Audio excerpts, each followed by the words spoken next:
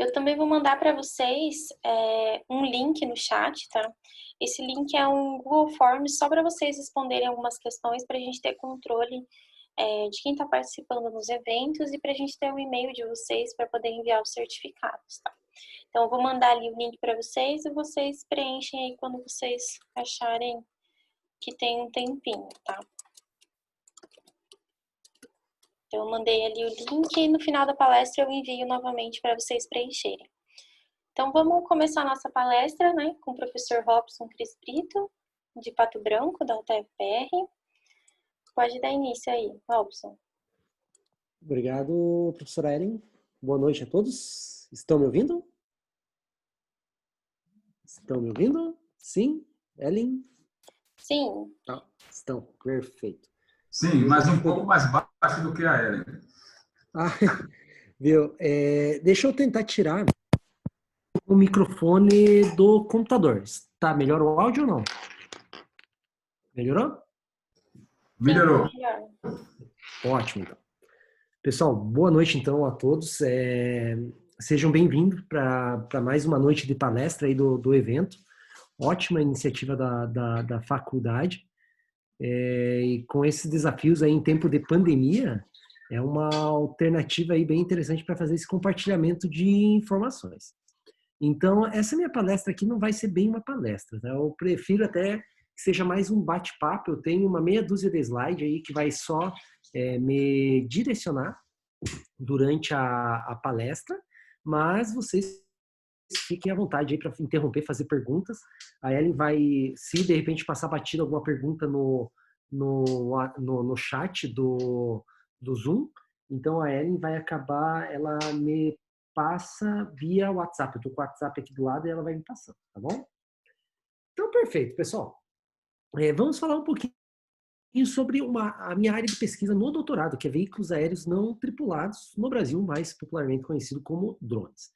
Então, na tela tem o meu nome e meu e-mail. Se quiserem tomar uma nota, no final dos slides também vai ter, para tirar dúvidas. Se alguém tiver alguma pesquisa, tiver alguma ideia nessa área, podem me contatar. E funciona da seguinte forma, pessoal. Então, eu sou doutorando, até mostrar uma mini bio aqui, para a gente conversando. Mas eu sou professor da UTFPR Campus Pato Branco desde 2001. Sou formado, fiz um curso técnico de eletrônica no segundo grau, então tenho conhecimento um pouquinho mais avançado nessa área. Eu sou mestre em Engenharia Elétrica, Informática e Industrial pela UTFPR, pelo curso, pelo CPGI lá. Em 2016, eu iniciei o doutorado no PPG-INF da UFPR, na Federal do Paraná. Se tudo der certo, eu defendo semana que vem esse doutorado. E meu tema de pesquisa é otimização de voo de grupo de drones, depois eu vou falar um pouquinho. Eu fiz um doutorado sanduíche de 1 ano com a Universidade do Sul da Flórida, então faz uns 15, 20 dias que eu retornei para o Brasil, antes aí de todas essas dessas limitações aí de voos, né? Então eu consegui um voo, voltei para o Brasil e estou terminando meu doutorado aqui, e o qual apresento semana que vem. Sou palestrante, já escrevi alguns livros, sou pesquisador, eu gosto de participar bastante da comunidade e compartilhar informações, em especial com os acadêmicos. Então, acredito que a grande parte quem está assistindo a palestra sejam alunos do curso de computação, né? Então, se alguém tiver como ideia trabalhar com o tema de pesquisa drones, se quiser entrar em contato, posso dar algum auxílio, até porque eu estou trabalhando numa parte mais de alto nível, que é a otimização de voo de grupos de drones, mas eu tenho vários alunos da universidade aqui em Pato Branco que a gente faz trabalhos mais específicos usando drones, tanto drones prontos, né, de caixinha, por exemplo, o AirDrone ou o Phantom, ou mesmo drones que o pessoal compra as peças da China, por exemplo, e vai montar. Perfeito? Vamos começar com uma pergunta, então. Quem aí já brincou com drones?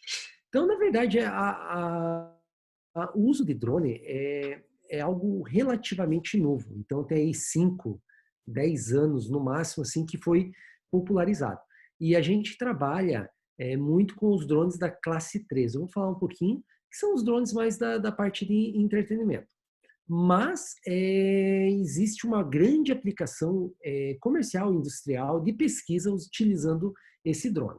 Acredito que quem ainda não tem usado drone, do ponto de vista como usuário, já deve ter visto algum drone em execução. Não sei se todos tiveram a oportunidade de manusear um drone.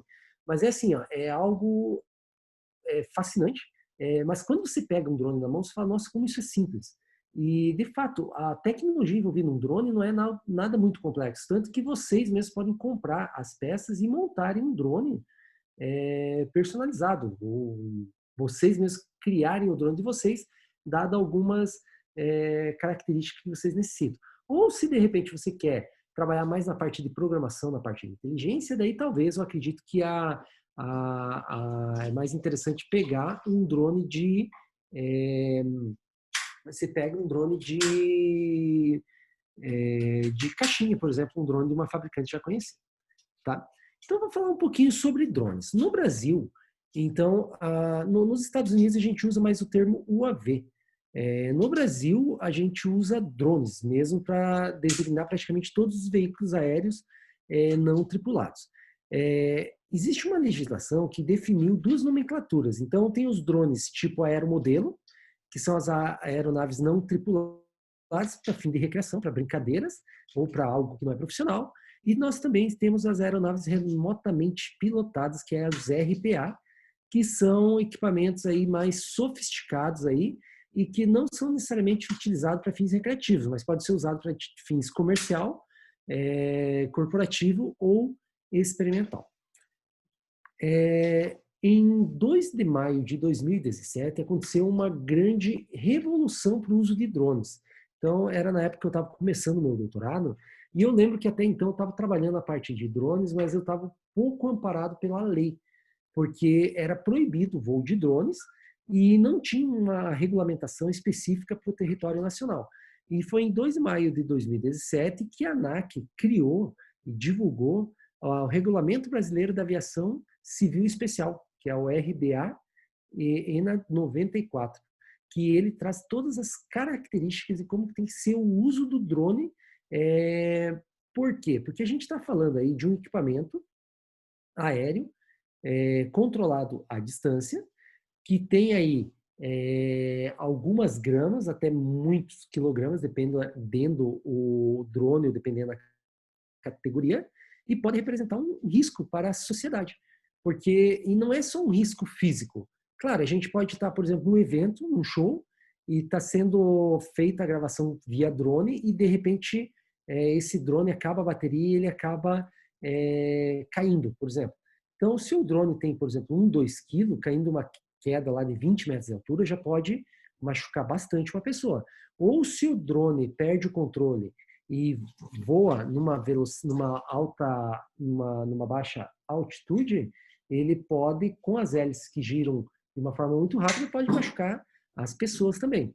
E a gente também tem a questão da privacidade que tem que ser observada, porque é o seguinte, imagine, isso é muito comum em cidades grandes, por exemplo, vocês de Curitiba, né? Pato Branco é uma cidade bem pequena aqui do interior do Paraná, mas o pessoal acaba às vezes utilizando os drones para fazer espionagem.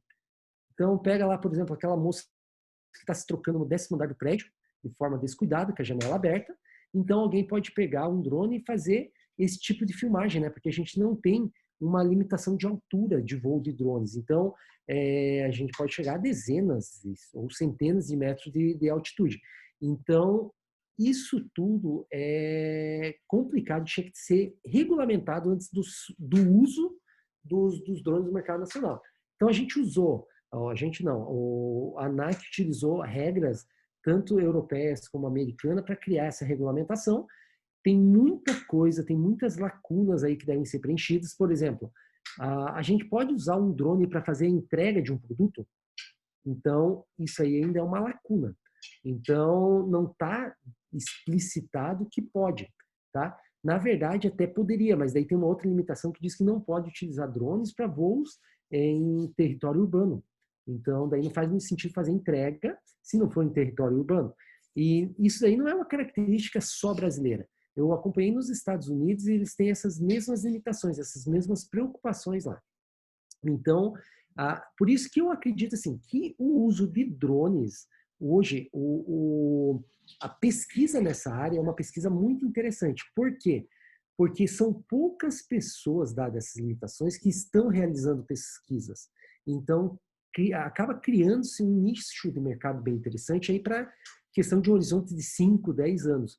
Então, para as pessoas empreendedoras que querem aplicar, por exemplo, drones na área de vigilância, ou drones na área de entrega, ou drones, sei lá, na área de comunicação, tem um nicho de pesquisa aí bem interessante até para transformar esse em produto comercial. Então, algumas regulamentações aí que é interessante. A gente não pode, com os drones com mais de 250 gramas, ele não pode sobrevoar pessoas a menos de 30 metros de distância. Se for fazer um sobrevoo a menos de 30 metros, as pessoas que serão sobrevoadas, elas têm que autorizar, mais ou menos como o link que a Ellen mandou, né? Então, a pessoa tem que autorizar esse tipo de voo.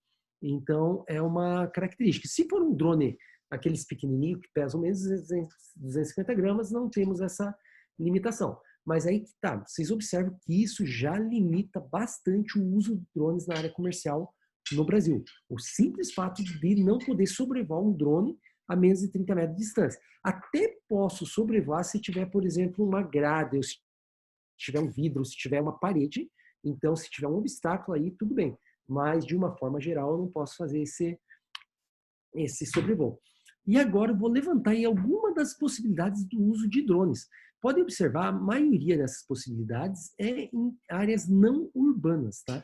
Então, por quê? Voos de drones na área não urbana pode ser realizado, porque não precisa da autorização das pessoas, né? Porque é uma área não urbana. E outra característica, quando se trabalha com drones em área não urbana, a gente consegue aplicar, por exemplo, em agricultura de precisão, que é um ótimo nicho e é onde gira muito dinheiro. Depois eu vou falar um pouquinho em específico da agricultura de precisão, que é a área onde eu estou trabalhando. Então, a gente pode usar drones em monitoração ambiental, tanto de poluição como floresta, controle de clima ou aplicações científicas. Outra ideia interessante de uso de drones é acompanhamento de incêndio. Isso a gente, eu tive um contato bem interessante com o pessoal do sudoeste do Arizona. Eles têm um laboratório de pesquisa onde se aplica drones na agricultura de precisão e, em especial, também no acompanhamento de incêndio. Por quê? Porque lá fica próximo da Califórnia, e a gente sabe que a Califórnia é uma região dos Estados Unidos muito afetada por incêndios na época da seca. Controles de fronteiras, o pessoal usa com muita frequência. Combate ao tráfico de drogas na região de Foz do Iguaçu. Então, um tempo atrás, eles tinham uns aviãozinhos que faziam voo não tripulado para identificar o fluxo de automóveis em estradas rurais, alertava a unidade central que iria fazer a verificação. Então, porque a gente sabe que em muitas situações um veículo aéreo não tripulado ele consegue abranger com mais facilidade uma área rural ou uma área de terra maior para fazer o monitoramento. Também busca e resgate em litoral, o drone também é bastante... Eu falo drone de uma forma geral, tá? Mas aqui poderiam ser os asas fixas, que eu já vou explicar, que são o que realmente é um drone, né? Que é os quadricópteros ou hexacópteros, que são aqueles veículos formados por pares de hélices, que vão a origem do voo é na vertical, ou poderiam ser os asas fixas, que são os veículos aéreos semelhantes a pequenos aviões, onde tem essa natureza de voo na horizontal. Certo? Então, a vigilância aérea é uma área bastante interessante que pode ser utilizado drones.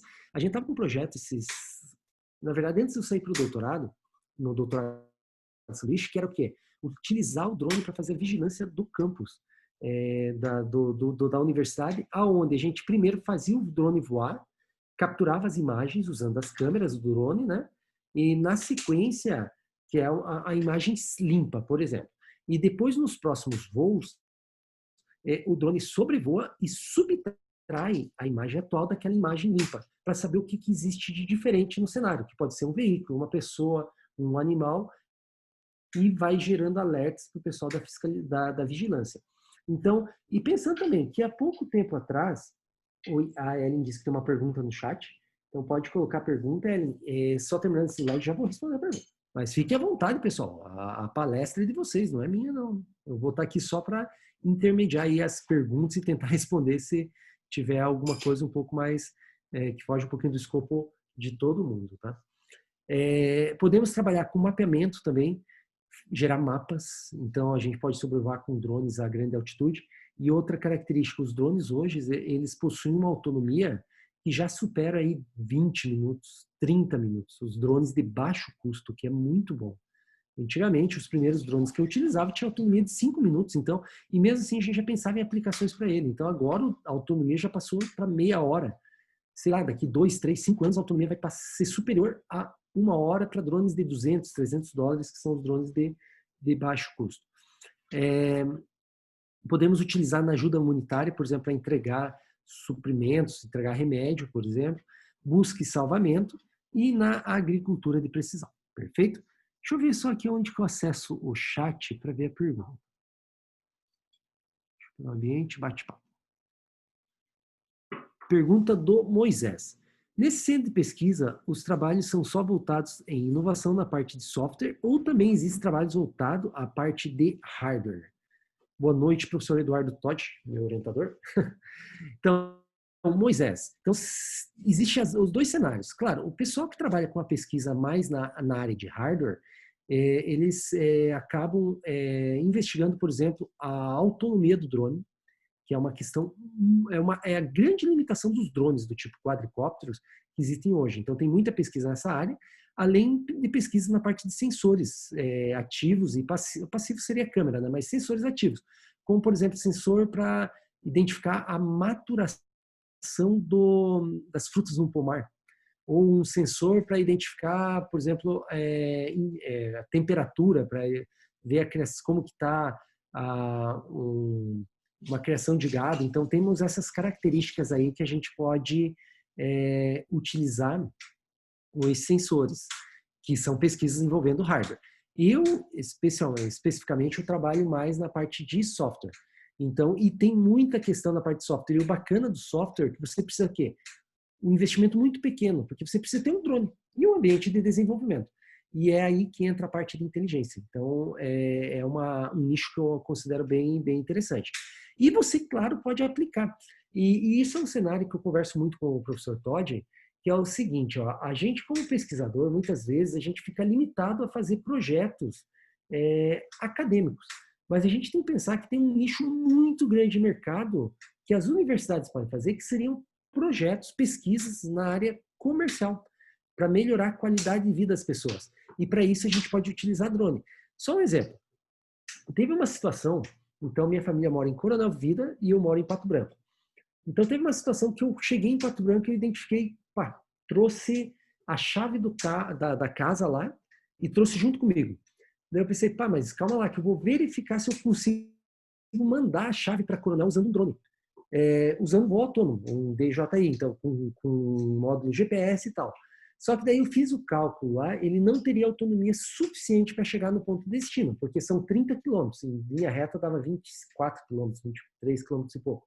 Mas aí tá, poxa, por que não usar um serviço de entrega para remédios ou questões assim mais críticas, utilizando o drone? Então, a gente tem uma tecnologia que é maravilhosa, que são o GPS. Então, a gente poderia fazer aplicações. E aí que tá, não precisa ser um projeto totalmente inovador, um trabalho de doutorado. Pode ser um trabalho simples, um trabalho acadêmico mesmo de graduação, e pode gerar recurso, pode gerar bolsa, pode gerar um produto final, com a utilização dos drones. Então, aí tem um nicho de mercado bem interessante. A gente sabe que a gente consegue drones aí a um custo cada vez mais baixo, né? Então, e aí vai abrindo novas possibilidades, além da tradicional filmagem, que muita gente usa drones quando se pensa em filmagem de eventos, filmagem, captura de informações, que são os sensores passivos. Claro, a gente consegue fazer muita coisa falando do ponto de vista de software, tá, pessoal? A gente pode usar a câmera do drone, porque eu acredito que todos os drones hoje vêm com uma câmera, ou se você monta o teu drone, você pode acoplar ele uma GoPro, que é uma câmera relativamente leve, com grande poder de captura, né? E a gente pode pegar e fazer uma série de aplicações usando as câmeras, como se fossem sensores. Então, aquele exemplo de monitoramento que eu falei, de vigilância, seria utilizado câmera e ele funcionaria quase como um sensor, porque ele iria identificar, subtrair da imagem original a imagem gerada no momento, com o voo do drone, para saber o que existe diferente no ambiente. Certo? Não sei, Moisés, se eu respondi sua pergunta. Perfeito? Pessoal, vão mandando perguntas aí que eu vou respondendo. Bom, no próximo slide eu vou falar um pouquinho aonde podem ser aplicados os drones. Eu falei lá com tópicos, mas, por exemplo, para fotografar e registrar momentos. Isso daí é muito interessante porque aqui a gente consegue ver uma nova perspectiva, é um modelo interessantíssimo, porque até então, 10 anos atrás, para você ter um levantamento aéreo, você precisava contratar um avião, um helicóptero, né? Que daí o pessoal tinha até um modelo de negócio, que hoje eu acho que nem existe mais. Por exemplo, nas comunidades interior, passava um aviãozinho tirando foto e depois iam vender esse serviço para o dono do terreno, né? Então, hoje a gente não precisa mais disso, porque a gente tem um drone de baixo custo que consegue fazer essas fotos. E essas fotos, dependendo da altitude, a gente tem um maior grau de detalhamento e a qualidade da informação também fica sendo, pode ser mais refinada. A gente pode usar o drone no trabalho sujo. Por exemplo, agora eu esqueci o nome daquela usina nuclear lá do Japão, que explodiu faz uns 10 anos atrás. Então, eles usaram o drone para fazer um voo dentro dele e verificar como estava a situação do reator, porque não poderia ser uma pessoa. E um veículo terrestre também tem algumas limitações, né? Então, eles usaram um drone para fazer esse tipo de coisa. Nos Estados Unidos, pessoal, como eu vim de lá, há pouco tempo, eu observei que o exército americano injeta muito dinheiro em pesquisa na área de drones. E drones, assim, é um cenário diferente do Brasil, mas mesmo drones com armas, drones para espionagem, porque eles consideram o drone a plataforma mais eficiente para esse tipo de trabalho, que são os trabalhos sujos que os veículos terrestres muitas vezes não conseguem fazer. Então entra a questão da espionagem também. Só, claro, temos que observar, dada a regulamentação, a gente não pode, dependendo do drone, a gente não pode fazer o voo dele na cidade, né? E também, dependendo de onde se quer utilizar, não pode ser explorado de forma comercial, não ainda, pessoal, mas isso não é uma limitação. Até assim, vou aproveitar e dando alguns alt tabs, né? Algumas informações complementares. Só deixa eu desbloquear aqui para ir controlando. Mais uma pergunta. Já entro lá. Pessoal, assim, ó, eu sou uma pessoa que trabalha muito com empresas. E uma vez teve uma fala aí de um colega meu que é um empresário milionário em Pato Branco, tem uma empresa de software, me chamou a atenção, mas isso eu já tinha uns 18, 20 anos, era bem mais novo na época de ser empreendedor. Eles falaram o seguinte, ele estava fazendo um software super complexo, que precisaria de um computador de última geração para rodar. Daí eu lembro que o pessoal questionou ele na apresentação e falou, tá, mas e por que você não acha que essa limitação de hardware não vai inibir a venda do teu software? Claro, aí você vê como a pessoa tem uma visão uma visão do futuro. Ele falou, pessoal, esse meu software vai ficar pronto daqui 2 anos. Então, daqui 2 anos não existe mais essa limitação de hardware. Então, os computadores de hoje, que são os computadores de última geração que eu preciso para rodar meu software, eles vão ser computadores usados. Então, por isso que também vale a pena investir com bons olhos na questão, mesmo com todas essas limitações que eu citei, porque a gente está trabalhando num cenário aí promissor, um cenário aí de 2, 3, 5 anos, que talvez é o tempo que o teu software, teu projeto demore para ficar pronto. Temos uma outra pergunta aí do Maurício Júnior. Já ouviu falar do Black Hornet? Um mini drone usado pelo Exército dos Estados Unidos? Não ouvi falar ainda. Mas, assim, Estados Unidos é primeiro mundo e não é à toa. Eles têm uma pesquisa, é uma coisa assim diferente do Brasil. Lá, eles investem muito em produtos com valores agregados. Não é só exportação de grãos, não é só minério de ferro. E isso é uma questão cultural deles. Então, tipo, na universidade que eu estava presente, eles criavam drones, eles tinham muito recurso, muito dinheiro para fazer esse tipo de coisa. E é interessante porque nos Estados Unidos até as universidades públicas são pagas. Então, tem essa cultura de pagar pela saúde, pelo ensino. Então, não existe quase nada público. Existe, mas realmente para quem precisa. E, assim, eu vi lá um drone, não sei se é esse daí, mas era um drone do tamanho de uma moeda de uma penny, que é a moeda de 1 centavo deles, que é muito pequenininha. E tinha uma autonomia aí de alguns minutos, podia fazer uma coisa parecida uma libélula, sabe? Um inseto, assim. E eles são muito avançados mesmo. Certo? Não sei se eu respondi sua... Maurício, até se você quiser compartilhar mais alguma coisa aí sobre esse drone, se quiser pegar o áudio, fique à vontade também, tá bom? Lembrando novamente, isso aqui não é uma palestra, é mais uma troca de informações, tá, pessoal? Podem interagindo, fiquem à vontade. Ellen, super Ellen, a pergunta do Francisco é como simuladores para treino de operação de aeromodelos, inclusive drones, para simulação de ilusão usando sensores. Então, nossa, ó, eu não vou abrir aqui, eu poderia até abrir a minha tese, que eu tenho um artigo que eu escrevi sobre simulador, porque eu criei um simulador na minha tese, mas é um simulador para teste de voo de múltiplos drones, para questão de colisão, questão de otimização. Então, eu fiz uma pesquisa, tinha 12 simuladores lá, que eu encontrei na literatura. Então, desde o MATLAB, que pode ser usado como simulador, até simuladores assim, de voos reais, que usam sensores e tudo mais, que são pagos de propriedade de algumas empresas que vendem drones. Mas é um modelo interessante, porque é quase como um simulador de voo para aprender a pilotar uma aeronave comercial, um avião, pilotada, né, por uma pessoa dentro. Então, é muito difícil, às vezes, a gente ter um drone e um ambiente para testar ele, um ambiente real. Então, existem vários simuladores que trata gravidade, trata uma série de questões. Mas, claro, nada substitui um voo real, mas existe uma série. Ambiente de real, tá? Exatamente. Já utilizou o drone? Eu pessoalmente não utilizei. Eu tenho um colega meu da universidade, lá onde eu trabalho, que já utilizou. Ele montou um drone para trabalhar com esse tipo de processamento. Então, já aconteceu também. Então, perfeito, pessoal. Vamos, por favor, tá? Fiquem à vontade, vão contribuindo aí com a nossa apresentação. Agora eu estou falando uma parte assim mais de conhecimentos gerais. Depois eu vou para uma questão mais específica. Hoje existem 3 classes de drones. Então, depois daquela regulamentação de 2017, eles viram que são características diferentes. Então, temos os drones classe 1, que são os drones gigantes, tá? São os drones que são utilizados para carga, são os drones utilizados para fins bélicos, e são drones que pesam aí acima de 150 quilogramas, que não é qualquer pessoa que pode pilotar. Então, você tem que ter um curso, você tem que ter um registro desses drones, e até pelo valor.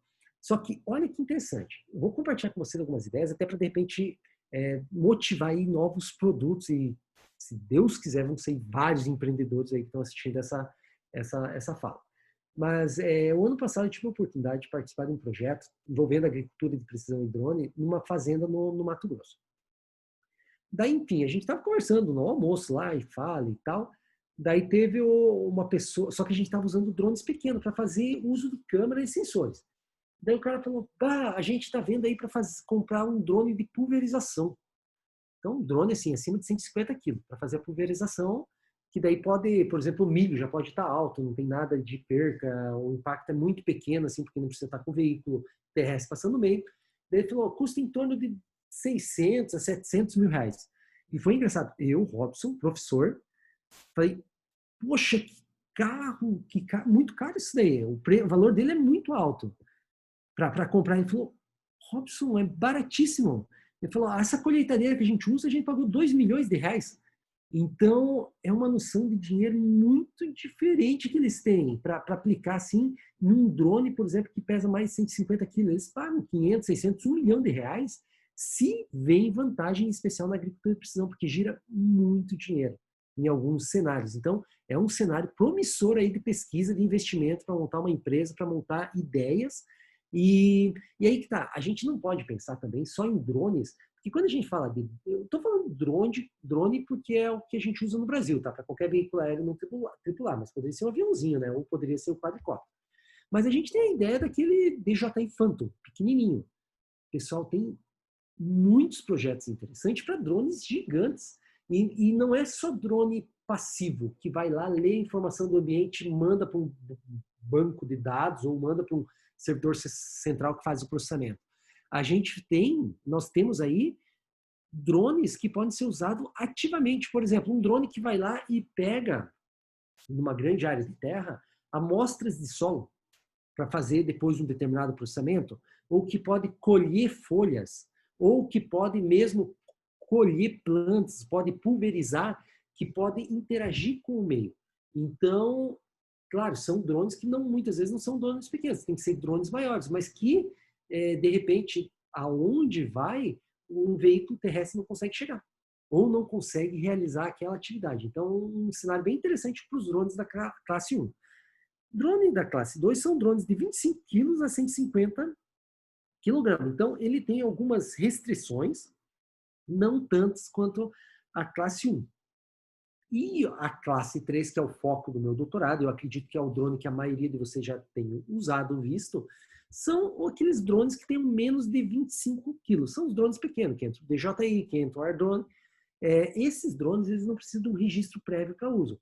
Você pode voar ele, só não pode voar perto de pessoas, se ele tiver mais de 250 gramas. E, claro, a pessoa tem que ser uma pessoa responsável, uma pessoa que pode ser responsabilizada caso aconteça algum acidente. Um exemplo lá, uma vez eu estava dando aula na universidade no sábado, uma aula de especialização, e acabou a luz da universidade. Beleza, acabou a aula. Era umas 2 horas da tarde, tivemos que liberar os alunos mais cedo porque terminou a aula. Depois falaram que o que aconteceu? Foi alguém que estava pilotando um drone e o drone caiu em cima da rede de alta tensão. Entrou em curto e estourou o transformador. E de quem é esse drone? Ninguém sabe. Então, até tem projetos aí de colocar placas de identificação, como existem em veículos, né? Para identificar quem foi a pessoa que gerou esse dano, né? Porque a gente sabe que drones podem gerar danos podem inclusive matar pessoas, né? Então, dependendo como que ele cai, como que acontece, então a pessoa que pilota um drone, ela tem que ser responsável e tem que ter um treinamento especial se for classe 1 e 2. Quais são as características de um drone? Então, agora falando mais para vocês. Se vocês têm interesse de começar a brincar com drones, então, hoje existe um grande nicho de mercado aí você consegue várias opções de drone. Então, tem drones baratinhos para brincar, entretenimento, que já tem câmera, tem drones maiores e mais caros, tem drones profissionais para foto, se não precisa para foto, tem drones com sensores de ultrassom, com sensores térmicos, então ou mesmo você pode acoplar depois. Mas o que você deve observar quando você for adquirir um drone? Vê a questão de como que você vai fazer o uso dele. Se você vai fazer um uso autônomo ou um uso controlado por controle remoto. Tipo, o AirDrone é um drone que eu gosto muito dele, é de uma empresa francesa, a gente tem na universidade, e é interessante porque nos Estados Unidos, lá na USF, eu acharia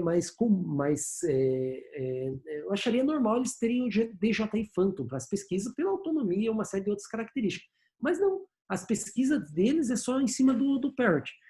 Daí eu pedi, mas por quê? Ele falou, porque a gente ganhou.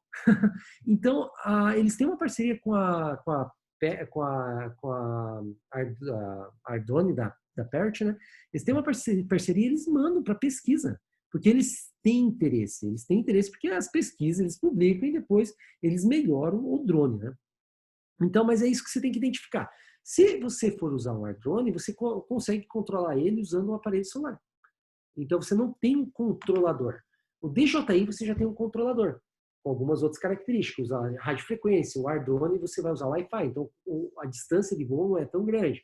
Agora, se você quiser usar um voo autônomo, eu já trabalhei com voo autônomo usando o AirDrone. Então, você tem uma série de bibliotecas na internet que você consegue baixar e programar. O DJI também tem o SDK deles que você baixa e programa. Então, são características que você deve levar em consideração. Se você quer um drone leve, é um modelo que você vai comprar mais barato e tal. Porque daí talvez você não queira passar de 250 gramas para poder fazer um voo numa área com pessoas. Mas se você precisa de um drone resistente, aí você vai ter que comprar outro tipo de drone. Outra questão, quanto mais leve o drone, em teoria, quanto mais leve o drone, menor a sua autonomia, porque a sua bateria é mais simples. Então, outra característica que deve ser considerado na hora de comprar um drone é a sua autonomia.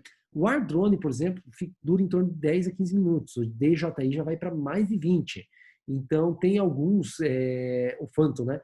Tem outros DJI que a autonomia é maior, mas também o custo é proporcional. Então, depende aí, você também tem que saber quanto de bateria que você vai precisar. Mas, claro, você pode ter 7, 2, 3, 5 baterias e vai trocando. Esses drones podem ser dotados de GPS e câmera. Câmeras, acredito que todos os drones têm e é a maior aplicação, é a mais interessante. Mas ele pode ser dotado de GPS, tipo o AirDrone, o modelo que nós temos na universidade, ele não tinha, a gente teve que comprar o GPS por fora. Mas aí que é o interessante. Naquele exemplo que eu falei de levar a chave de uma casa para outra, para fazer uma entrega de uma chave, tem que ter o controle do GPS. Já tem softwares. E é fácil, relativamente fácil também, se você tiver que programar. Temos uma pergunta aí, a de Gevane Ribeiro. Eu tenho um aeromodelo e um F450 que eu mesmo montei. Realmente, essa parte de buscar licença é muito complicado. Muitas coisas no Brasil são complicadas. Mas aí que tá, mas a gente não pode desistir também. E pense o seguinte, ó, é complicado para ti como é complicado para todo mundo. Então, se você tiver um pouquinho mais de perseverança que as demais pessoas, você já está um passo à frente. Então, por isso que eu gosto, pelo menos, de investir em coisas difíceis, que são coisas que não são triviais, que não são todo mundo que faz. Então, porque aí eu consigo, sem muito esforço, trabalhar num nicho que pouca gente está trabalhando. Só pelo desafio, sabe? Então, mas eu concordo, é bem complicado essa parte de registro no Brasil, e não só de drones. Bom, mesmo o uso comercial. Ainda tem uma lacuna muito grande, um gap de pesquisa para o uso comercial. Então, podemos usar, não podemos? Na área rural, eu posso usar? É um uso comercial, não é numa área... Então, aí tem uma questão aí que a gente acaba usando, mas não tem que estar bem... ainda não está bem definido, mas em futuro não muito distante, isso daí já vai acontecer. Outra questão são as peças de reposição. Você pode até tunar o seu drone, colocar uma maior performance com outro tipo de bateria, pode colocar novos sensores, mas claro, daí você tem que ver a questão de como vai ficar o equilíbrio do drone, porque aí a gente está falando de o drone com 4 hélices, você pode até colocar um controle de estabilidade, mas se você colocar qualquer coisa em cima, você vai estar comprometendo a autonomia do drone, porque é mais peso. Então, aí também daí pediram antes a questão da pesquisa, aí tem muitas pesquisas realizadas para diminuir o tamanho e o peso dos sensores que vão em drones por conta dessa questão do comprometimento da autonomia. Certo? Deixa eu só ver aqui se não tem mais nenhuma questão. Beleza. E o preço, né? O preço varia aí de R$1.200, R$1.200, R$2.000. Hoje ele está um pouco mais alto por conta do aumento do dólar. Então, como a maioria dos drones são importados, com o aumento do dólar acaba refletindo também no preço do drone. Eu trouxe o drone para um colega meu agora, quando vim dos Estados Unidos. Eu achei, assim, é um super drone do DJI com uma autonomia muito grande, várias câmeras, assim. É um sonho de consumo pequenininho, mas daí ele se abre. E é interessante, porque ele pagou o valor do drone mais caro do que o meu carro que eu vendi nos Estados Unidos. Então, e o pessoal investe, o pessoal realmente gosta, o pessoal vê isso daí como um negócio. Então, por isso que assim, ó, quando a gente coloca um valor agregado em cima, em especial na agricultura de precisão, que é onde eu tenho um pouco mais de experiência, mas poderia ser na indústria, o pessoal realmente paga. Se isso daí te der um retorno para eles, o pessoal não economiza na hora de investir. Porque eles consideram isso daí um investimento. É uma cultura americana. Lá não se fala ganhar dinheiro, né? Lá é fazer dinheiro realmente. Eles fazem pesquisa em coisas para resolver problemas onde as pessoas pagam a mais, sem peso na consciência. Aqui no Brasil o pessoal não gosta muito de gastar, né? A gente vê pela pirataria, mas lá nos Estados Unidos não tem essa cultura. Então, o investimento lá, o pessoal realmente investe, o pessoal gasta bastante. Enfim, vamos agora falar um pouquinho mais da parte de pesquisa. Se você for realizar uma pesquisa, em especial no material da língua inglesa, a gente não usa muito o termo drone. A gente até fala para quadricóptero, mas o pessoal usa mais UAV lá, o RPAS. Tá? Inicialmente foi um hobby, né? Na verdade nem hobby, ele foi usado para fins bélicos, né? Mas hoje ele tem um grande potencial no mercado comercial e em especial de pesquisa, principalmente para a gente que está na universidade. E eu vejo assim, com muito bons olhos o uso de drone na agricultura de precisão. porque a agricultura de precisão não é área povoada, então a gente pode fazer o voo de drones. Outra coisa, na agricultura de precisão gira muito dinheiro mesmo. Então é uma ideia interessante na qual pode se investir. Eu falo muito do ponto de vista de investimento, tá? Porque eu estou trabalhando, eu estou falando aí, não é para uma comunidade científica, eu estou falando mais para acadêmicos que são nossos futuros empreendedores e vão ser os futuros, se Deus quiser, milionários. E vão investir muita grana na nossa educação. Então, e vocês precisam saber que tem muita oportunidade nesse mundo aí. Francisco pergunta, na pesquisa, o que é mais comum? Usar firmware de fabricantes ou desenvolver seu próprio firmware para controle de drones? Olha, eu vou falar minha experiência. Mais comum é você usar firmware de fabricante para você trabalhar na parte de inteligência. Muitas vezes você acopla um Raspberry Pi, um BeagleBone, um outro dispositivo de um processamento mais elevado no teu drone pronto e você pode usar ele, fazer a parte de processamento dos sinais que ele captura, sem se preocupar muito em como que vai fazer a parte de estabilização de voo, por exemplo. Ou a parte de controle de colisão, por exemplo. O Phantom tem um modo de operação onde ele evita a colisão, ele mantém uma certa distância. Então, mas claro, eu estou falando de pesquisa. Se a gente entrasse na área comercial, aí com certeza vale a pena você criar o teu drone e você fazer o firmware. Porque você consegue baratear muito. Porque quando você compra um drone pronto, ele tem toda a parte de valor agregado, a parte do lucro da empresa que desenvolveu. E quando você monta o teu drone, esse custo não existe. Então, você baixa o custo do drone e você tem uma maior lucratividade. Então, aí também é uma questão que tem que ponderar muito. O que você precisa? É que nem o uso do Arduino. Lá com o pessoal da engenharia, lá da minha universidade, a gente tem uma discussão muito grande, porque o pessoal da elétrica odeia Arduino. Porque eles falam, pô, o Arduino é muito caro, o Arduino é muito pesado, o Arduino... Eu amo Arduino, mas aí que tá, eu nunca, até o momento, nunca trabalhei com projeto comercial. Então, o que eu quero? Eu quero ver a aplicação, a coisa funcionando. E o Arduino é muito fácil fazer ele funcionar. Agora, claro, se eu for para a área comercial, se eu for vender um produto, aí eu já vou pensar 2 vezes antes de colocar um Arduino nele, pelo seu custo mesmo, né? Então, aí que é uma coisa que a gente tem que ponderar, que a gente existe no Arduino, nos microcontroladores, existe nos drones, então depende do que você vai precisar. Certo? O que mais que nós temos aqui? 2 nomenclaturas muito importantes quando se fala de drones. Asa fixa e asa rotativa. São 2 veículos aéreos não tripulados, cada um com suas características.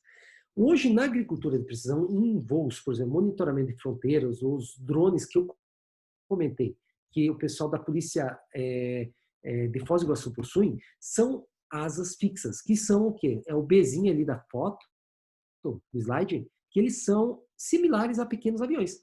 E qual é a grande característica? Eles conseguem realizar voos rápidos, certo? Pela sua aerodinâmica.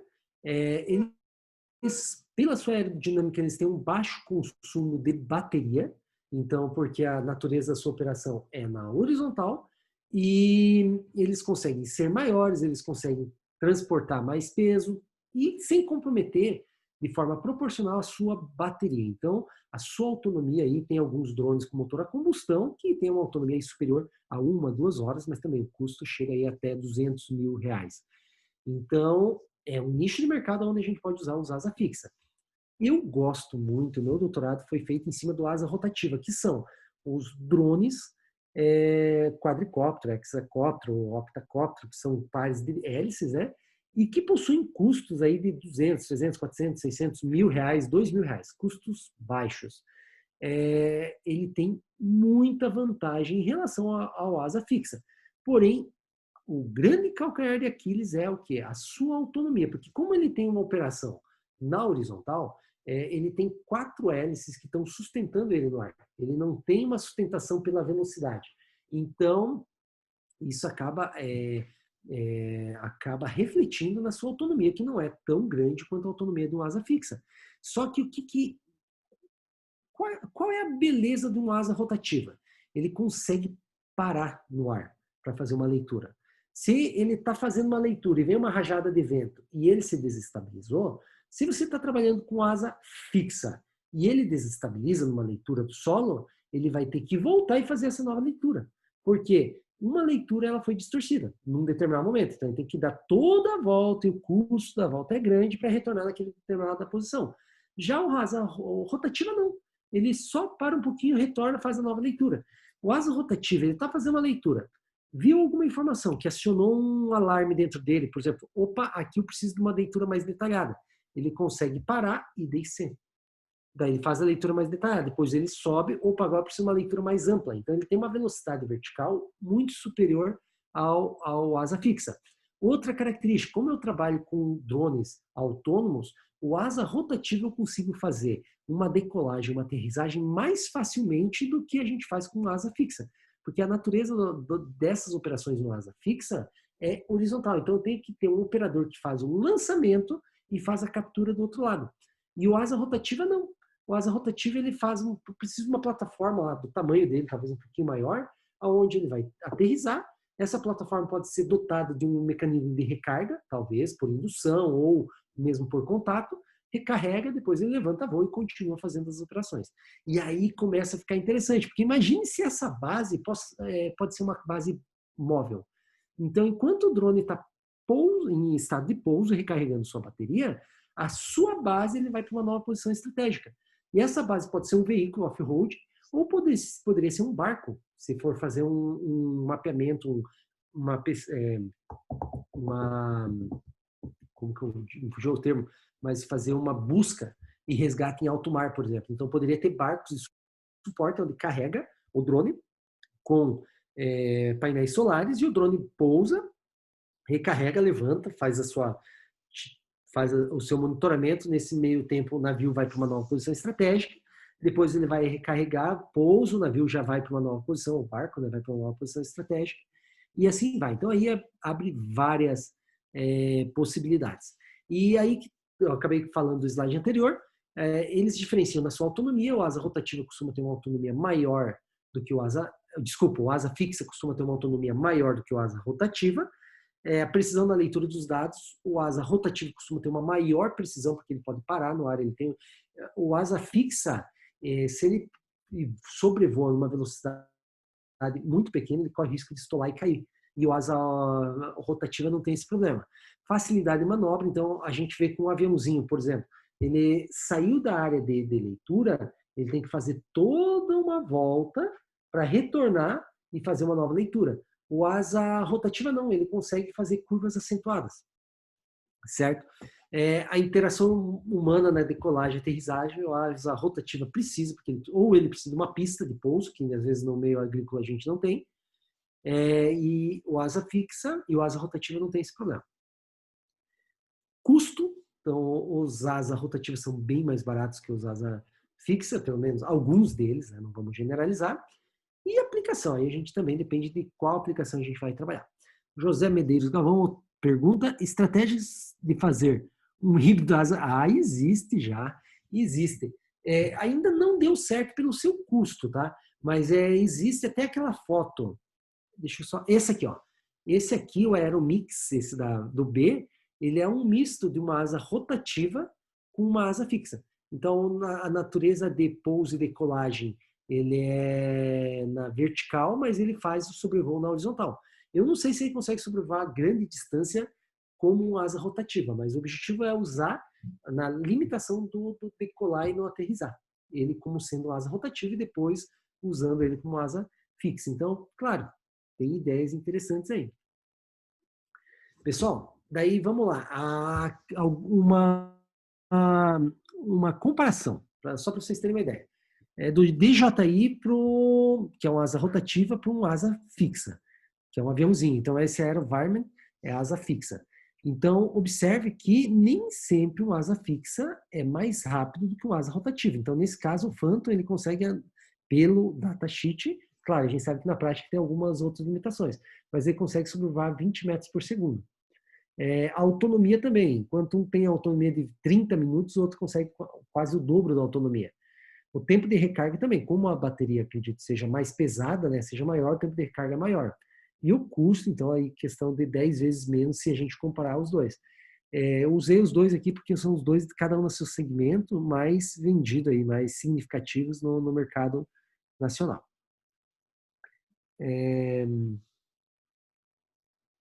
Temos aí uns minutinhos. Outra questão, observe a natureza do voo. Se a gente pegar uma asa rotativa, que é a figura da esquerda ali, você observa que ele consegue sobrevoar uma área bidimensional, que a gente chama que é a área comumente utilizada na agricultura de precisão, né, de uma maneira mais facilitada do que um asa fixa. Esse asa fixa aqui, claro, ele não vai ser tão para fora. Eu só coloquei para fora aqui essas setas para ficar mais fácil de visualizar. Mas ele tem um custo de manobra. Ele sempre vai ter esse custo de manobra. Tá? Daí eu fiz uma comparação. Assim, num voo linear, por exemplo, o asa fixo, o aviãozinho é melhor. Por exemplo, monitoramento de fronteira ou para entrega de um produto numa longa distância. Então, quando tem que fazer um voo linear ou monitoramento de tráfego numa via, aí o asa fixa é interessante. Agora, se a gente fizer uma comparação numa área bidimensional, observem que aí a soberania já não é do asa fixa, porque o asa fixa tem um custo muito grande de manobra, enquanto a asa rotativa não tem esse custo. Não tão acentuado. Então, isso aqui é umas imagens de um artigo que a gente publicou lá nos Estados Unidos, que a gente fazia uma comparação entre uma asa fixa e uma asa rotativa, tanto para voos lineares como para voos em áreas bidimensionais, que é o comumente utilizado na agricultura de precisão. E nesse estudo foi concluído que a asa rotativa, os drones, são melhores. Pessoal, eu tenho uns minutinhos aí. Eu vou um pouquinho mais rápido, até para a gente poder ter um tempo no final para perguntas, caso alguém queira conversar um pouquinho sobre isso daí. Mas, enfim.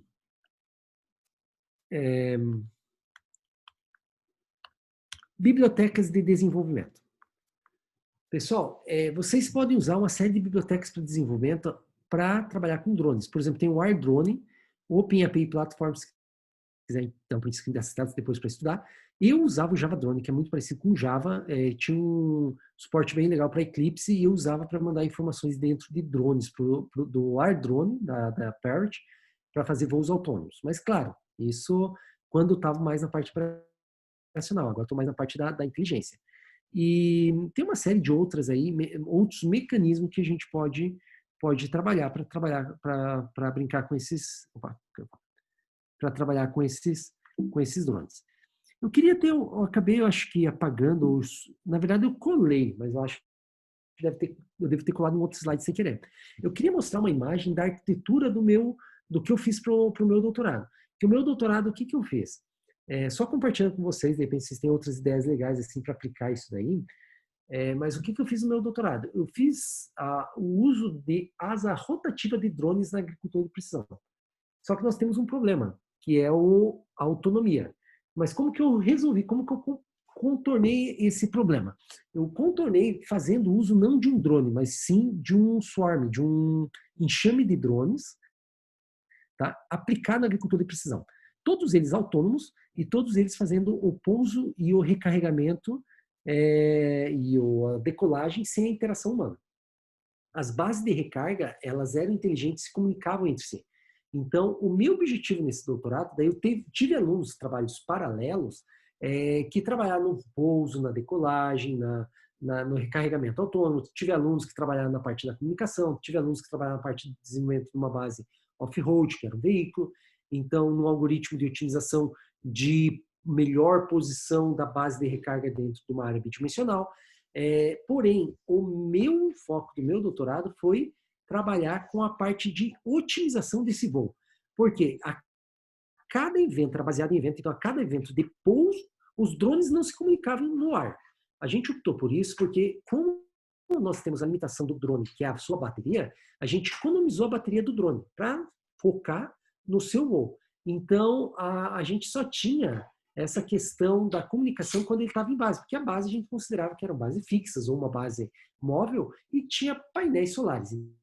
Então, não tinha uma energia limitada como nós temos nos drones. Então, a cada evento de pouso, o drone alimentava o sistema dizendo, a velocidade do vento está em tantos metros por segundo na direção tal.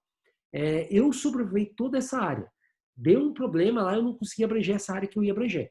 Então, ele alimentava o sistema com informações, que é a inteligência, então, as crenças do meu sistema, todos e rodar um algoritmo de otimização que a gente desenvolveu lá rapidinho para gerar novos planos de voos para os próximos drones quando pousassem, também alimentava novos planos de voo seriam gerados para auxiliar em novas estratégias de decolagens.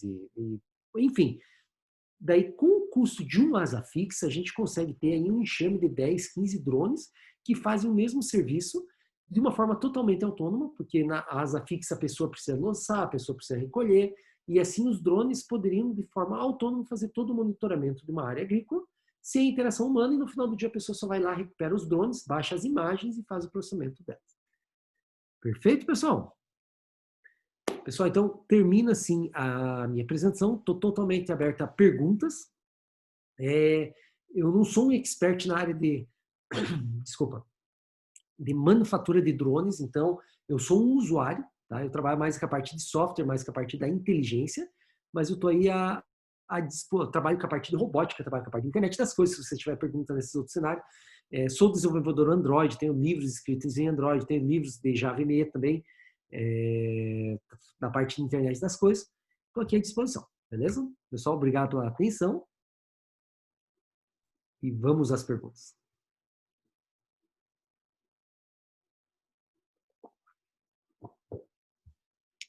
Vamos lá, uma pergunta de cada vez, é muita pergunta, hein? Robson, só antes das perguntas, eu vou mandar novamente o link do formulário para o pessoal preencher, tá? Lembrando que é importante vocês preencherem para a gente ter o e-mail de vocês e conseguir enviar corretamente os certificados, tá? Agora podem fazer as perguntas aí, fiquem à vontade. Boa noite. Boa noite. Quem fala? Tá me ouvindo, professor? Sim. Tudo bem, eu sou o Gilmar. Professor Robson, na verdade eu queria deixar mais o meu protesto. Vai lá, pode deixar. A situação é a seguinte, é que o senhor falou ali no começo sobre a regulamentação, né? Eu sou praticante de aeromodelismo, né, há um tempo. Daí o que aconteceu com essa regulamentação? Isso na minha opinião, na opinião do pessoal que pratica esse aeromodelismo esporte, né? Que não é com câmera, né? Você vendo o aero no seu campo de visão ali, né? Entendeu? Essas regras, as séries de regras que colocaram são muito benéficas para controlar, até para não acontecer acidentes em região urbana, tudo para drone com câmera, que tem uma autonomia maior e tal. Só que isso, o que aconteceu com o aeromodelismo esporte? Ele prejudicou o aeromodelismo esporte, tanto que está sendo difícil seguir essas regras. Em geral, os clubes de aeromodelo, eles não estão seguindo à risca essas regras, entendeu? E a regra sempre teve, na verdade, por exemplo, no Brasil tem a COBRA, que é a Confederação lá Brasileira de Aeromodelismo, né? Tem uma série de regras que se seguir lá, ou seja, é um esporte, um hobby que nunca atrapalhou ninguém, né? Que nunca causou nenhum acidente, porque o pessoal sempre respeitou e tem aeros enormes, grandes, né? Mas normalmente os clubes são afastados, numa região mais, entende? O risco de acidente é mínimo, entendeu? Só que essas regras abrangem todas as aeronaves não tripuladas, incluindo o aeromodelismo esporte. Esse que é o BO, né? Na verdade, não ficou bem claro agora, né? Na prática, os clubes não estão seguindo exatamente essas regras, essa regulamentação. Viu? Isso é uma questão bem complicada. Assim, eu sou apaixonado pelo Brasil, voltei dos Estados Unidos, vou trabalhar aqui, tenho muito para contribuir para a sociedade ainda, né? Uhum. Mas o Brasil é complicado. Um Pois exemplo é. Eles criam regras cheias de brechas. Sim. Porque eles sabem que muita gente não respeita essas regras. Uhum. Nos Estados Unidos é uma questão assim bem diferente. Eu vou dar um exemplo de drone que aconteceu lá nos Estados Unidos. Por exemplo, eu gosto de pescar. Então lá no finalzinho, antes de eu voltar para o Brasil, já estava a pesquisa encaminhada e tal. Peguei um final de semana e fui pescar no Everglades com um colega meu de caiaque. De repente passou um drone, um aviãozinho. Daí meu colega, que é americano, né, ele falou, ó, esse daí é o, não lembro como que é a sigla, mas é o IBAMA dos Estados Unidos. Você vai ver, daqui a pouquinho vai aparecer um policial aí. Não deu uma hora depois apareceu uma caminhonete. Um policial lá, cara super centrado e tal. Enfim, pediu os documentos, pediu licença de pesca, pediu e estava tudo certinho, mostrei e tal. Ou seja, tranquilo, uma educação incrível, fenomenal, assim. Tanto que eu não tava com a licença impressa, né? Eu tinha no celular, não consegui baixar na hora. Ele falou, não tem problema, passou um rádio pra pessoa, pegou minha carteira de motorista lá e tal. Tudo certinho. Só que lá, se eu tivesse sem licença de pesca, eu tava ferrado. Porque lá, todo mundo obedece. Obedece, mas tem a fiscalização também, é o que falta no Brasil também, né? E tem a fiscalização. E é impossível de fiscalizar todo mundo numa situação, um cenário esse que nem drone, né? Então, e lá eu achei interessante, sim, porque eles estavam fazendo uso de drone. O drone, provavelmente, uma estação base lá, quem que estava olhando, ó, tem um barco em tal lugar, já passou a coordenada via GPS, o cara foi lá e já fez a abordagem de forma muito tranquila e tal, resolveu a situação. Agora, no Brasil eu pesco há muitos anos, eu nunca mostrei minha carteira de pesca. E 95% das pessoas e lá nos Estados Unidos, na primeira pescaria eu já tinha que mostrar. E 95% dos meus amigos, ninguém tem licença de pesca, porque eles sabem que é o jeitinho brasileiro. Precisa ter, mas quem fiscaliza? Então, é a mesma coisa, eles fazem as regras dos drones, mas quem que vai fiscalizar? Pois não, vamos deixar essa lacuna, a gente resolve numa próxima versão. Uhum. Não E é assim certo. vai. E assim vai. Mas daí vem uma outra pergunta, professor. Não seria possível, você como professor saberia dizer se é possível, eu acho que talvez só assim funcionaria no Brasil, associar com a compra de um drone. Imagine pelo menos esses Phantom, esses que o usuário que ele não vai desenvolver um drone, ele vai lá e ele vai comprar um drone na loja, né? Você que comentou da placa, né? O que seria, vamos dizer, realmente eficiente, na minha opinião, né? Imagine que no ato da compra, a pessoa é obrigada a fornecer todos os dados pessoais. E esses dados são gravados na memória interna do drone, memória flash, criptografada, e só, sei lá, a polícia tem acesso a esses dados. Entendeu? Você acha que essa pessoa ia fazer cagada, e que nem esse dia aconteceu, um Phantom invadia esse dia não faz, acho que foi ano passado, invadia a espaço aéreo ali de Guarulhos, o aeroporto de Guarulhos. Entendeu? Ele ia fazer sabendo que se pega esse drone lá, tá os dados dele lá, ninguém ia fazer. Né? Ou seja, na minha opinião, as pessoas se escondem atrás do anonimato do drone. É diferente, voltando a defender o meu esporte, o aeromodelismo esporte, que o aeromodelista tá lá, todo mundo tá vendo ele. Se ele fazer alguma cagada, vão cair de pau lá, porque ele tá lá, né? Entendeu? Ele não pode afastar muito o aero, obviamente, que ele precisa estar vendo, né? Tá vendo a silhueta dele. Essa que é a minha pergunta, seria possível fazer isso? Claro que tem que ter. Tecnologia, imagino que tenha, né? Mas na prática seria possível. Esse que é o problema, eu imagino, mas... Não, eu acho talvez... que é muito uma questão, eu acho que é muito mais questão cultural para fazer isso daí do que de limitações. Uhum. Nos Estados Unidos as limitações são bem diferentes, funcionam muito bem lá. O Brasil já começa pela deficiência de quem vai fiscalizar. Mas aí que tá, eles vão...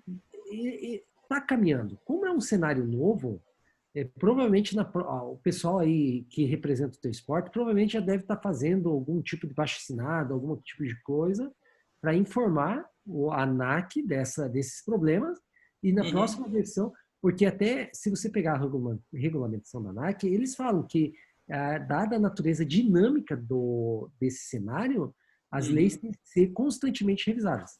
Que é tudo muito novo também, né? Sim. E agora que começou a pintar pesquisa, agora que começou a ser usado na área comercial, né? Uhum. Mas obrigado pela tua contribuição aí. Ok, obrigado a você, professor. E se quiser anotar meu e-mail aí, fique à vontade para trocar informação. Ok. Certo? Obrigado, professor. Tem uma pergunta aqui de nada não. Na verdade, são mais exceções que regras, concordo. Tem algum lugar para ver seus livros? Então, na verdade, eu tenho 10 livros escritos. Se vocês forem no site Buscapé, por exemplo, no próprio Amazon, você pode procurar pelo meu nome, vai mostrar os livros. Eu tenho o livro de Lego Mindstorm, eu tenho o livro de... a maioria deles foi publicado pela editora Ciência Moderna. Mas até no site da própria editora moderna, Ciência Moderna, se você procurar pelo meu nome, vai ter lá todos os livros que eu escrevi. Mas eu tenho 4 livros de Android, tenho o livro de Lego Mindstorm, tenho o livro de JavaME. Então aí se quiser, manda e-mail para mim que eu auxilio, posso mandar parte do livro, algum capítulo específico, posso ajudar, fiquem à vontade, tá? Achando na Amazon. Perfeito. Beleza, pessoal? Mais alguma pergunta? estava verificando aqui, tem quase 50 pessoas, né, online aí, o que eu acredito ser muito interessante, um número bem legal. Pessoal, anotem meu e-mail, tá? Eu faço muita questão de ajudar quem precisar. Quem quiser trabalhar nessa parte de pesquisa, quem quiser fazer um mestrado, um doutorado na área de drone, indico pessoas espetaculares para orientar, certo? Eu acho que tem um nicho de mercado muito grande. Quem quer empreender nessa área também pode entrar em contato, posso auxiliar aí, dando direções, certo? Mas eu tenho certeza e eu espero ter plantado uma sementinha dentro de cada um de vocês, nem que seja para vocês saberem que existem drones e eles estão aí e não vão embora tão cedo, tá, pessoal? Então a gente tem que aproveitar essa oportunidade, porque às vezes o cavalo encilhado não passa duas vezes, né? Perfeito? Boa noite, professor. Tá escutando? Boa noite, estou sim. Quem fala? Então tá. Eu tenho uma pergunta. Eu queria mais específico do funcionamento do drone. Tá. Como é que ele faz essa transmissão de imagem para a base ali, via radiotransmissor? Exatamente. Como Ele que tem um seria esse canal. funcionamento? Depende. Por exemplo, o AirDrone, ele manda essas informações usando Wi-Fi, conexão Wi-Fi. Então, Certo. manda um stream de dados.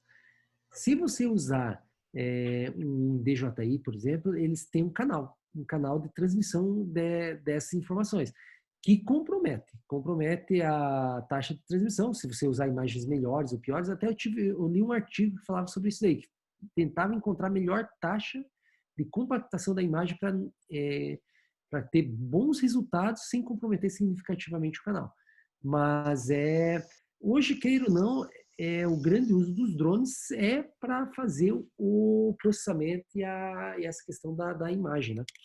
Então, é a parte mais importante. Mas ele tem um canal específico. E aí que tá. Daí depende da tua aplicação. Você pode fazer o processamento no próprio equipamento, no próprio drone, usando um Raspberry, sei lá, um BeagleBone, um dispositivo de processamento um pouquinho mais avançado, sem fazer a transmissão para uma base. Ou então você manda essa imagem de forma crua, do jeito que está vindo para uma base, com um computador bem melhor, né, do que um computador portátil, que faz o processamento. Então aí depende também da tua estratégia. É que a gente tem uma aplicação na empresa que a gente utiliza um robô, só que ele é com cabo e tal. A gente trabalha com limpeza de dutos de centrais de ar-condicionado. Então, daí eu não sei se seria viável uma aplicação nesse sentido para a gente coletar essas imagens, porque a gente faz uma imagem antes da limpeza e o depois, para apresentar para o cliente o resultado do serviço. Sim. Né? A eficácia do serviço. E hoje é tudo manual. Você tem que subir, abrir lá uma porta de inspeção, colocar lá, e daí tem o cabo, às vezes enrosca o cabo. Então ele é um robozinho, ele tem uma câmera, e daí no caso a bateria que faz a rolagem do robô e a filmagem é tudo via cabo, e fica na base, daí uma pessoa tem que ficar embaixo ali, às vezes o duto é muito alto. Então assim, a gente tem uma certa dificuldade. E de repente poderia, né, se aplicar essa situação do drone aí para coletar essas imagens ou algumas fotos, tal, nesse tipo de serviço. Só que eu não sei se também ele vai conseguir transmitir dentro de um duto, né? Do duto, né? Assim, ó, isso é uma questão bem filosófica, sabe? Porque eu acho assim, ó, a comunicação com cabo é muito mais eficiente do que uma comunicação sem fio. Certo. Só que tem situações que o cabo não funciona. Daí que a gente usa o sem fio. Por exemplo, eu já vi alunos querendo fazer projeto onde tinha sensor que ficava, aqui está o meu microcontrolador, aqui eu tenho um sensor usando Bluetooth. Tá, por que o Bluetooth? Porque é comunicação sem fio. Tá, mas pode colocar cabo? Não pode, porque ele fica próximo, professor. Então deixa com cabo. Economiza bateria, tem um monte de questão. Agora, você comentou aí que o cabo atrapalha. Então, como o cabo atrapalha, aí eu acho que o sem fio seria interessante. Só tem que ver a questão, porque se você usar radiofrequência, a radiofrequência consegue contornar, dependendo da frequência que você está, com mais facilidade obstáculos. Ou então, daí no caso dos dutos, eu acredito que tem a refração, que vai batendo na parede e vai refletindo o sinal, né? Então, eu teria que fazer um teste aí para ver qual que é a melhor tecnologia para fazer a comunicação. Ou, de repente, até um Wi-Fi, porque porque o Wi-Fi ele acaba ultrapassando barreiras, né? Então, talvez se você colocar no teu robozinho um Wi-Fi que manda as informações, ou pode ser alguma coisa assíncrona também. Não precisa mandar necessariamente, o robô faz as imagens, grava, e depois quando o robô volta, você baixa as imagens, sabe? Aí não precisaria ter, só que teria que ser como um robô autônomo, né? É que no nosso caso, a gente faz a filmagem e já visualizando, entendeu? Sim. A gente Então, precisa visualizar na hora essas imagens de como está. aí já não pode ser assim.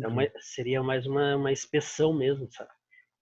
Daí não teria como eu colocar esse equipamento dentro do duto e tirar e tentar analisar as imagens. Eu tenho que ir já vistoriando, às vezes tem de repente pode ter alguma obstrução ali, eu não posso seguir em frente, alguma coisa assim, sabe?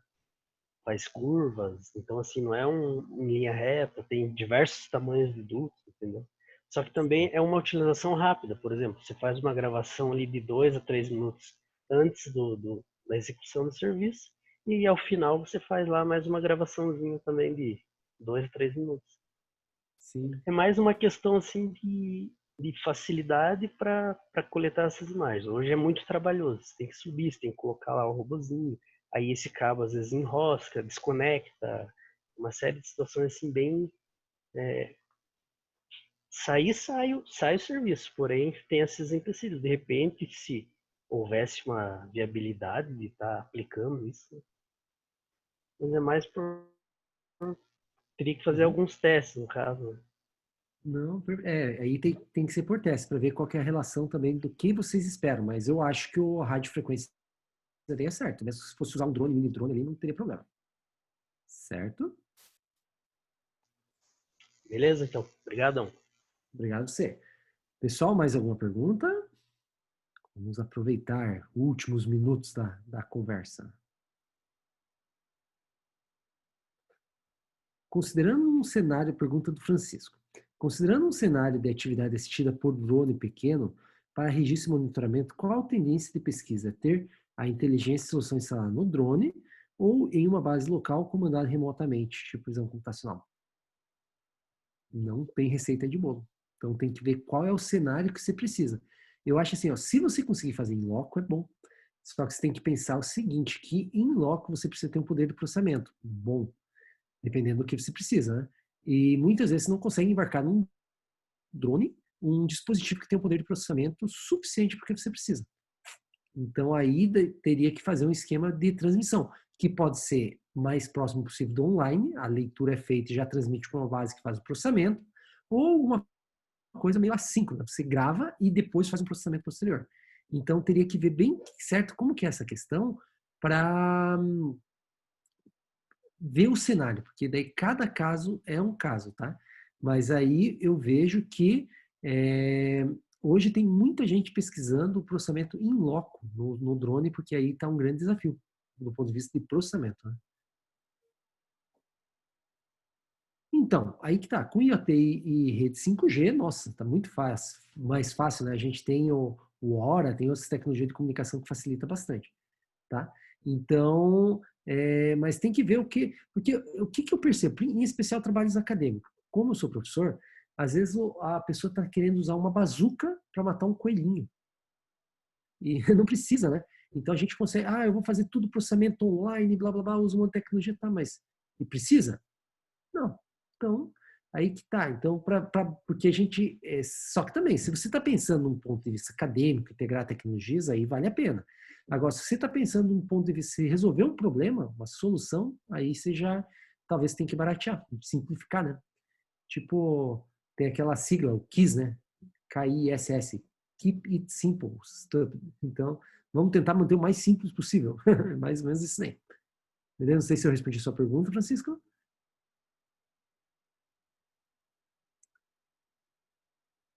Paralelo, tem mais alguma pergunta, pessoal? Pessoal, sem perguntas? Ellen, está por aí ainda? Sim, estou aqui. Muito bom. Ellen, então acho que foi essa a minha apresentação. Eu espero ter contribuído aí com o evento de vocês, compartilhar um pouco das minhas informações que também são bem limitadas. e me coloco à inteira disposição. Sempre que vocês precisarem, podem contar comigo. Muito obrigada, professor Robson, então, pela palestra. Pessoal, se vocês tiverem mais alguma dúvida, o professor Robson deixou o e-mail dele aqui, vocês podem enviar ou entrar em contato comigo também, e daí eu passo o contato dele.